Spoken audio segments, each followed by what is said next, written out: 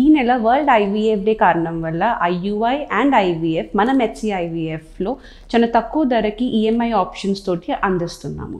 ఢిల్లీలో కుంభవృష్టి బీభత్సం సృష్టించింది. గంట వ్యవధిలోనే దాదాపు 11 సెంటీమీటర్ల వర్షపాతం నమోదైంది. బలమైన ఈదురుగాళ్లతో కూడిన వర్షం నానా బీభత్సం సృష్టించింది. పలు ప్రాంతాల్లో లోతట్టు ప్రాంతాలు జలమయమయ్యాయి.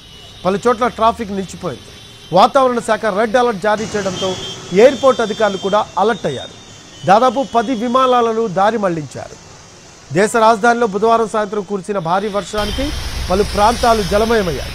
దీంతో నగరానికి రావాల్సిన పలు విమానాలను దారి మళ్లించినట్లు సమాచారం.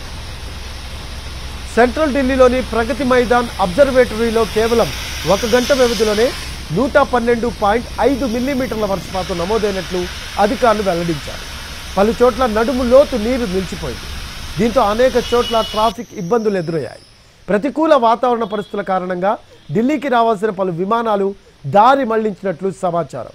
రోడ్లపైకి మోకాల్లోతు నీళ్లు రావడంతో ప్రయాణికులు తీవ్ర అవస్థలు పడుతున్నారు. మరోవైపు రౌస్ అకాడమీలో 3 సివిల్స్ విద్యార్థుల మృతికి నిరసనగా ఓల్డ్ రాజేంద్ర నగర్లో సివిల్స్ అభ్యర్థులు వర్షంలోనూ ఆందోళన కొనసాగిస్తున్నారు. ఇటీవల 3 సివిల్స్ అభ్యర్థులు మరణించిన రాజేంద్ర నగర్ ప్రాంతం మరోసారి వరద నీటితో మునిగిపోయింది. ఆ ప్రాంతంలోనే అనేక కోచింగ్ సెంటర్లలోకి నీరు వచ్చిన దృశ్యాలు సోషల్ మీడియాలో వైరల్గా మారాయి. ఈ క్రమంలో స్థానిక ఆప్ ఎమ్మెల్యే దుర్గేష్ పాఠక్ క్షేత్రస్థాయిలో పర్యటించారు.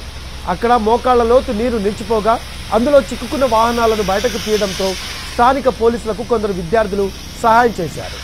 ఇందుకు సంబంధించిన వీడియోలను ఆమ్ ఆద్మీ పార్టీ ఎక్స్లో పోస్ట్ చేసింది.